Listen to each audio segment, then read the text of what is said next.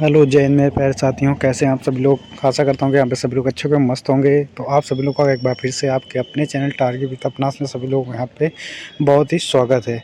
तो साथियों, यहाँ पे आज हम लोग बात करने वाले आरपीएफ की न्यू वैकेंसी के बारे 2024 में। यहाँ पे साथियों आरपीएफ में कांस्टेबल और एसआई के पदों पे यहाँ पे वैकेंसी आनी है। साथियों कुल 2250 पद यहाँ पे टोटल यहाँ पे हैं। इसके लिए यहाँ पे एक ऑफिशियल नोटिस जारी कर दिया गया है रेलवे बोर्ड की तरफ से। साथियों तो यहाँ पे आइए हम लोग देख लेते हैं क्या है पूरी जानकारी आप लोगों को इस वीडियो के माध्यम से यहाँ पे दी जाएगी। जो लोग चैनल पहली बार आए हम लोग चैनल को सब्सक्राइब कर लें और वीडियो को लाइक शेयर करना बिल्कुल ना भूलें।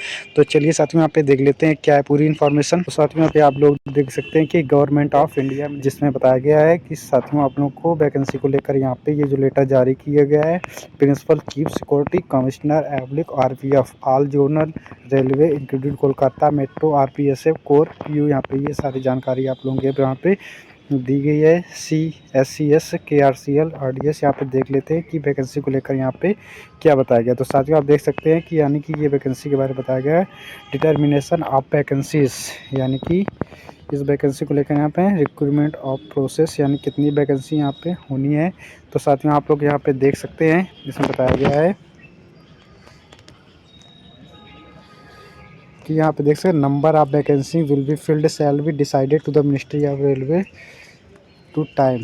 Note the current round of requirement is being done in filling of vacancy and vacancy of 2000 in the rank of constable, यानी 2000 वैकेंसी यहाँ पे कांस्टेबल की and vacancies of 250 in the rank of sub inspector की, यानी कि 2000 vacancy यहाँ पे constable की आनी है और 250 पदों पे यहाँ पे भर्ती जो होगी सब इंस्पेक्टर की आरपीएफ में आनी है। आरपीएफ और आरपीएसएफ के पदों पे यहाँ पे।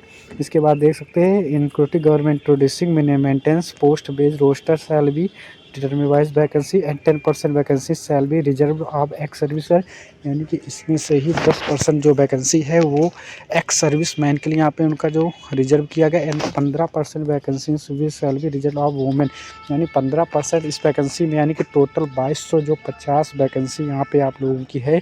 इसमें से अगर बात करें तो यहीं पे 10% जो वैकेंसी है ये साथियों एक्स सर्विस मैन के लिए, और यहीं पर अगर बात करें तो 15% जो वैकेंसी यहाँ पे है ये यानी वोमेन के लिए यहाँ पे निकाल दीजिए। तो 10 और 15 यहाँ पे आप देख सकते हैं, 15 और 10 25, यानी कि 25% यहाँ पे निकल गए। इसके बाद जो टोटल 75% बचती है, 75% के साथ यहाँ पे मेन कैंडिडेट यहाँ पे अप्लाई कर सकते हैं मेन के लिए यानी। और तो साथियों इसके बाद देख सकते हैं यहाँ पे बताया गया रिक्रूटमेंट ऑफ प्रोसेस, इसका सारा प्रोसेस यहाँ पे क्या रहने वाला है। तो साथियों यहाँ पे जो आपका first phase, second phase, third, यहाँ पे 3 फेस यानी आप लोगों का होगा। तो साथियों इसमें सबसे पहले फेस में आने देख लेते हैं यहाँ पे क्या बताया गया है।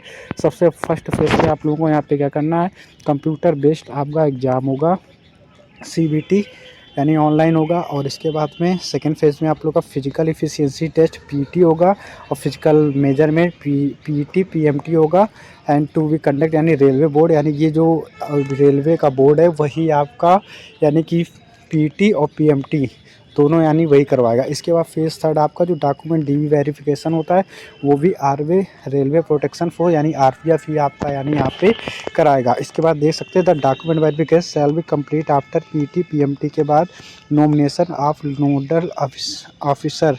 इसके बाद साथियों आप लोगों का यहाँ पे जो इसके बाद साथियों यहाँ पे देख सकते हैं यहाँ पे इस भर्ती के लिए नोडल ऑफिसर को यहाँ पे नियुक्त कर दिया गया है, जो भी यहाँ पे IG हेडक्वार्टर और DIG होंगे, यानी रेलवे बोर्ड की तरफ से यहाँ पे उनको इस भर्ती का यहाँ में यानी इसका नॉमिनेशन होगा साथियों, और यहाँ पे उनको नोडल ऑफिसर के रूप में यहाँ पे बनाया जाएगा। साथियों जो लोग पूरी भर्ती प्रक्रिया को यहाँ पे देखेंगे और किस तरीके से भर्ती करवानी है पूरी जिम्मेदारी के साथ वो लोग यहाँ पे उनको नोडल ऑफिसर को यहाँ पे नियुक्त कर दिया गया है। इसके बाद यहाँ पे इसके बाद साथियों यहाँ पे आप लोग देख सकते हैं कि यहाँ पे जो आप लोगों के एलिजिबिलिटी रहने वाली है, यानी कि आपकी योग्यता क्या होनी चाहिए साथियों, इसके बारे में यहाँ पे बताया गया। तो आप लोग सभी लोग यहाँ पे देख सकते हैं कि अगर योग्यता की अगर ये पे बात करते हैं तो यहाँ पे आप लोग देख सकते हैं सब इंस्पेक्टर, यानी कि आपको सब आरपीएफ PSI के लिए यहाँ पर ग्रेजुएशन आप लोगों ग्रेजुएशन कंप्लीट होना चाहिए। और कांस्टेबल की अगर बात करें तो आप लोगों को जानते हैं 10th पास होना ज़रूरी है।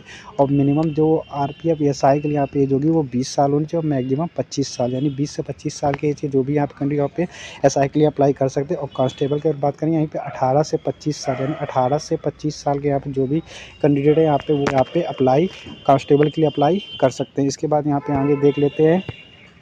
यहाँ पे अगर ये बात करें कि आप लोगों की एज काउंटिंग कब से होती है, और साथ में यहाँ पे आप लोगों को बताया गया कि आप लोगों की जो एज है 1 July the year of it notification is issue between January and June and 1 January of next year if notification issue between to July and दिसंबर। यदि आपका नोटिफिकेशन जो है अगर आप लोगों का यहाँ पे जुलाई से अगर यहाँ पे पहले अगर आता है तो आप लोगों की जो काउंटिंग है वो 1 जुलाई से होगी। और अगर आपका अगर जनवरी के अगर बीच जनवरी से जून के बीच अगर नोटिस अगर आता है तो आपकी जो एज की काउंटिंग है वो 1 जनवरी 2024 से यहाँ पे काउंट की जाएगी। इसके बाद देख सकते हैं एलिजिबिलिटी एग्जांपल फ्रॉम बिटवीन, देख सकते हैं सारी चीज़ें यहाँ पे बताई गई। इसके बाद साथ में यहाँ पे देख लेते हैं एज रिलैक्सेशन को लेकर यहाँ पे क्या बताया गया कि साथियों अगर यहीं पे अगर आप लोग एससी एसटी या ओबीसी से बिलोंग करते हैं तो यहाँ पे बताया गया कि एज रिलैक्सेशन को लेकर यहाँ पे देख सकते हैं। यहाँ पे बताया कि आप एससी एसटी कैंडिडेट तो आप लोग यहाँ पे 5 साल की छूट दी जाएगी। अगर ओबीसी से हैं तो यहाँ पे 3 साल, अगर एससी एसटी कैंडिडेट कोई भी है तो यहाँ पे 18 से 30 साल तक वो यहाँ पे फॉर्म को भर सकता है। अगर उसकी एज 18 से 30 के बीच में, अगर ओबीसी की बात करें तो 3 साल, तो यानी कि 25 में 3 और आप पढ़ाएंगे तो 18 और प्लस 25 तो 25 3 यानी 18 से 28 साल तक का अगर कोई भी ओबीसी का कैंडिडेट यहाँ पे तो फॉर्म को आसानी से भर पाएगा। अगर यहीं पे बात करें जनरल ईडब्ल्यूएस और ओबीसी आरटीआर जो भी सारी चीज़ें अगर candidate who had ordinary been domicile in the union territory UT से जम्मू कश्मीर और लद्दाख के क्षेत्र से यहाँ पे अगर 1 जनवरी 1980 से 31 दिसंबर 1989 के पीरियड पे जो भी यहाँ पे हुए थे दंगे वगैरह जो कुछ हुआ था यहाँ पे, अगर यहाँ इससे अगर आप लोग बिलोंग करते हैं तो यहाँ पे आप लोग इस तरह के यहाँ पे जनरल ईडब्ल्यूएस के 5 साल की छूट, ओबीसी के 8 साल की, एससी एसटी वालों को यहाँ पे 10 साल की छूट दी जाएगी। इसके बाद साथियों यहाँ पे आगे देख लेते हैं। यहाँ पे आगे यहाँ पे देख सकते हैं आप लोग बताया गया है कि only for post sub inspector central government employ. इसके बाद यहाँ पे आप लोग देख सकते हैं अगर आप लोग यहाँ पे सेंट्रल गवर्नमेंट के कर्मचारी है, अगर भारत सरकार के यानी कि यहाँ पे सेंट्रल गवर्नमेंट कर्मचारी, तो आप लोग अगर 3 साल तक आपने सेवा दी है सेंट्रल गवर्नमेंट तो आप लोगों को यहाँ पे जनरल अगर ईडब्ल्यूएस से 5 साल की छूट, ओबीसी के लिए 8 साल की, एससी एसटी के लिए 10 साल की छूट। इसके बाद देख सकते हैं 5 नंबर पे यहाँ पे दिया गया कि window divorced women and women judicially separated from husband but not remarried. ये सारी चीज़ें यहाँ पे आप लोग दी गई, यहाँ पे देख लेना नोटिफिकेशन में। इसके बाद में आप लोग देख सकते हैं फिजिकल मेजरमेंट की यहाँ पे बात करें, फिजिकल के साथ में सबसे मेन इंपॉर्टेंट होता है यहाँ पे फिजिकल। तो आप लोगों को यहाँ पे जो फिजिकल रहने वाला है यहाँ पे आप लोग देख लीजिए। फिजिकल के लिए यहाँ पे क्या बताया गया है, अगर आप लोगों को जनरल और ओबीसी से हैं तो आप लोगों की जो हाइट होनी चाहिए वो 1.65 सेंटीमीटर होनी चाहिए। अगर फीमेल अगर कोई जनरल ओबीसी का तो यहाँ पे 1.57 होनी चाहिए। अगर एससी एसटी कैंडिडेट यहीं पे तो 160 सेंटीमीटर हाइट, और यहीं पे फीमेल के लिए 152 सेंटीमीटर। और अगर यहीं पे ओबीसी या जनरल से हैं तो आप लोगों का यहाँ पे चेस्ट जो है 80 सेंटीमीटर होना चाहिए बिना फुलाए हुए, फुलाने के बाद 85 सेंटीमीटर 5 सेंटीमीटर का यहाँ पे फुला होना चाहिए। अगर यहाँ पे 80 सेंटीमीटर तो यहाँ पे 76.2 सेंटीमीटर होना चाहिए बिना फुलाए, और फुलाने के बाद 81.2 यहाँ पे होना चाहिए आप लोगों का। और इसके बाद में अगर यहाँ पे देखते फ्रॉम गरवाल्स एंड गोरखास और Marathas Dogras Kumaon and other category special by government. अगर यहाँ पे आप लोग बिलोंग करते हैं यहाँ की हाइट के लिए आप लोग पहाड़ी क्षेत्र से, तो यानी कि आप लोग 1.63 हाइट यहाँ पे होगी।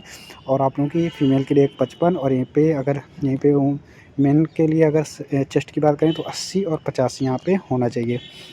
इसके बाद यहाँ पे और भी जो जानकारी यहाँ पे दी गई है आप लोग यहाँ पे देख सकते हैं।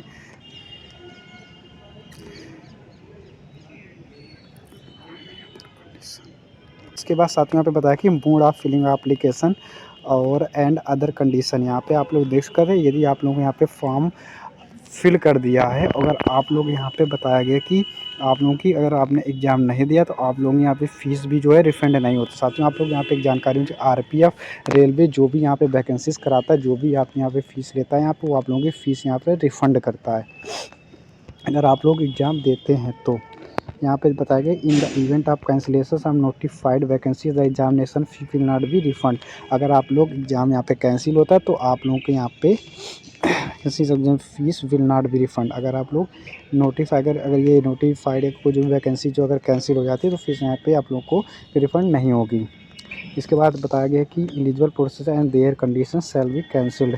इसके बाद यहाँ मेन चीज़ आती है एग्जामिनेशन फीस आप लोगों के बारे में बताया, इट शैल बी पर the norms of railway requirement board. यहाँ पे जो भी रेलवे रिक्वायरमेंट यहाँ पे फीस रिकमेंड करेगा वही फीस आप लोग को यहाँ पे देनी होगी। Mode of payment of fees it shall be railway board की तरफ से यहाँ पे आप लोग को बता दिया जाए किस तरीके आप लोग हाउ टू अप्लाई, कैसे अप्लाई करना है, सारी चीज़ें यहाँ पे रेलवे बोर्ड की तरफ से यहाँ पे जो भी ऑफिशियल नोटिफिकेशन यहाँ पर जारी किया जाए उसमें सारी चीज़ें आप लोगों को यहाँ पे बता दीजिए। इसके बाद देख सकते हैं कि कंप्यूटर बेस्ड टेस्ट होगा आप लोगों का यहाँ पे CBT टेस्ट होगा। इसके बाद में आप लोग देख सकते हैं यहाँ पे एग्ज़ाम के लिए आपका क्या क्या सिलेबस रहने वाला है साथ में, तो इसमें आप लोग देख सकते हैं एग्ज़ाम सिलेबस में यहाँ पे आप लोगों को बताया गया है। अगर यहीं पे आप लोग RPF वेबसाइट तैयारी करते हैं तो आप लोगों को यहाँ पे नंबर ऑफ़ क्वेश्चन जो 120 होंगे, कांस्टेबल हो या SI दोनों के लिए सेम यहाँ पे क्वेश्चन होंगे नंबर ऑफ, और सेम टाइम होगी 90 मिनट का आपका टाइम दिया गया। सेम सब्जेक्ट हो गए जनरल अवेयरनेस यानी GA, अर्थमेटिक और जनरल इंटेलिजेंस एंड रीजनिंग। यानी कि आप लोगों के यहाँ पे 3 सब्जेक्ट रहने वाले हैं, जनरल अवेयरनेस, अर्थमेटिक और जनरल इंटेलिजेंस। इसमें से आप लोगों को जनरल इंटेलिजेंस के 35 क्वेश्चन और अर्थमेटिक के 35 क्वेश्चन और जनरल सबसे ज़्यादा आप लोग को GK GS यानी कि जनरल नॉलेज पे यानी ध्यान देना है। इसमें से 50 क्वेश्चन आपके यहाँ पे आएंगे। टोटल 120 क्वेश्चन हो जाएंगे, 90 मिनट का यहाँ पे टाइम होगा।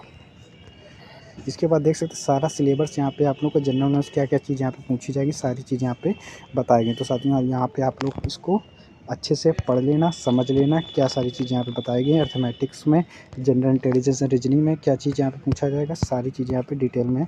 और इसके बाद जब भी यहाँ पे ऑफिशियल नोटिस, और इसके बाद साथ में बताया गया देख लीजिए मेन जो यहाँ पे माइनस मार्किंग की अगर बात करते हैं यहाँ पे, तो माइनस मार्किंग की यहाँ पे बताया था candidate will be required to answer all question and shall be awarded 1 mark and each correct answer 1/3 यानी 1/3 के यहाँ पे अगर 3 क्वेश्चन अगर आप लोग यहाँ पे 3 क्वेश्चन गलत कर देते हैं तो आप लोगों का एक जो सही क्वेश्चन है यहाँ पे काट लिया जाएगा।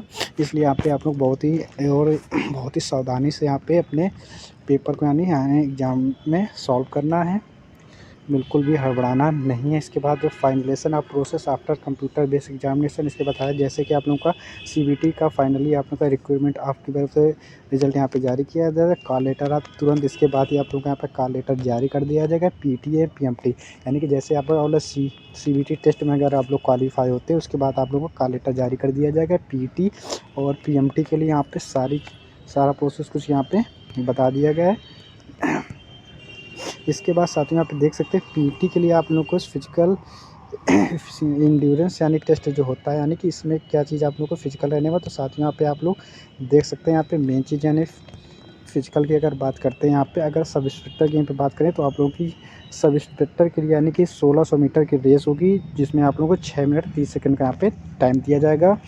और यहीं पे अगर बात करें सब इंस्पेक्टर एक्स की, और ये पे फ़ीमेल की बात करें तो फ़ीमेल के लिए यहाँ पे 1600 मीटर की रेस होगी और यहाँ पे टाइम जो है यानी कि 800 मीटर की रेस होगी। यहाँ पे 4 मिनट का यहाँ पे टाइम दिया गया। और यहीं पे और ये बात कर लेते हैं सब इंस्पेक्टर के लिए यहाँ पे लॉन्ग जंप जो है 12 फीट है और हाई जंप 3 फुट 9 इंच है। और यहीं पे फीमेल की बात करें तो 9 फीट लॉन्ग जंप होगी और 3 फीट हाई जंप होगी। यहाँ पे अगर कांस्टेबल की बात करें मेल की तो यहाँ पे आप लोगों को 1600 मीटर की रेस होगी, 5 मिनट 45 सेकंड का यहाँ पे टाइम दिया जाएगा। और इसके बाद में आप लोगों को 14 फीट के यानी लॉन्ग जंप और साथ में हाई जंप के लिए 4 फीट यानी हाई जंप करनी होगी। और कांस्टेबल फीमेल की बात करें यहाँ पे तो आप लोगों की 800 मीटर रेस रहेगी और इसके बाद 3 मिनट 40 सेकंड यानी कांस्टेबल के लिए यहाँ पे कम टाइम दिया जाता है और ये SI के लिए यहाँ पे ज़्यादा टाइम दिया जाता है। आप लोग ये चीज़ विशेष ध्यान देना।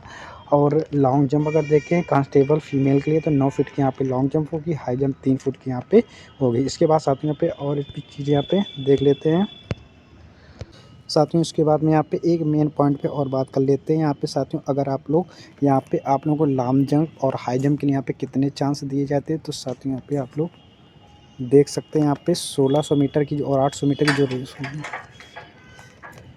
तो यहाँ पे आप लोग समझ लीजिए 1600 मीटर 800 मीटर के यहाँ पे जो रेस के लिए आप लोग केवल केवल और केवल यहाँ पे एक ही चांस मिलेगा, इसके बाद कोई चांस नहीं मिलेगा। अगर आप लोग रेस में फेल हो जाते हो तो आप लोग को हाई जंप लॉन्ग जंप बल्कि यहाँ पे एलिजिबल नहीं होंगे। इसके बाद आप लोग देख सकते हैं यहाँ पे लॉन्ग जंप की और हाई जंप की अगर बात कर लेते हैं यहाँ पे, तो आप लोगों को यहाँ पे देख सकते हैं 1600 मीटर रेस मिल भी, और यहाँ पे केवल आप लोग को देख सकते हैं ये बताया गया long jump and high jump the candidate will be give up to 2 chance, यानी कि आपको 2 मौके यहाँ पे मिलेंगे लॉन्ग जंप और हाई जंप के लिए। इसके बाद यहाँ पे देख सकते हैं, इसके बाद साथ में यहाँ पे आप लोग देख सकते हैं कि आप लोगों जैसे आप लोग को यहाँ पे क्वालिफाई मार्क्स आपको लाने होंगे एग्ज़ाम को क्वालिफाई करने के लिए। इसमें बताया गया कि अगर आप सब इंस्पेक्टर या साइकिल यहाँ पे भरते तो आप लोगों को मिनिमम इतने मार्क्स यानी क्वालिफाई के लिए चाहिए होंगे। यानी अगर जनरल ओबीसी से तो आप लोगों को 42 यहाँ पे मार्क्स चाहिए, अगर एससी एसटी के तो मिनिमम आपको 36 नंबर यहाँ पे चाहिए होंगे। और इसके बाद यही सेम प्रोसेस आप लोग का कांस्टेबल की रहने वाला है। इसमें देख सकते हैं अगर आप लोग यहीं पे कांस्टेबल की अगर बात करें तो मिनिमम क्वालिफाई के लिए यहाँ पे जो नंबर आपको चाहिए होंगे यहाँ पे देख सकते हैं आप लोग। जनरल ओबीसी के लिए यहाँ पे 120 में से 42, एससी के 36।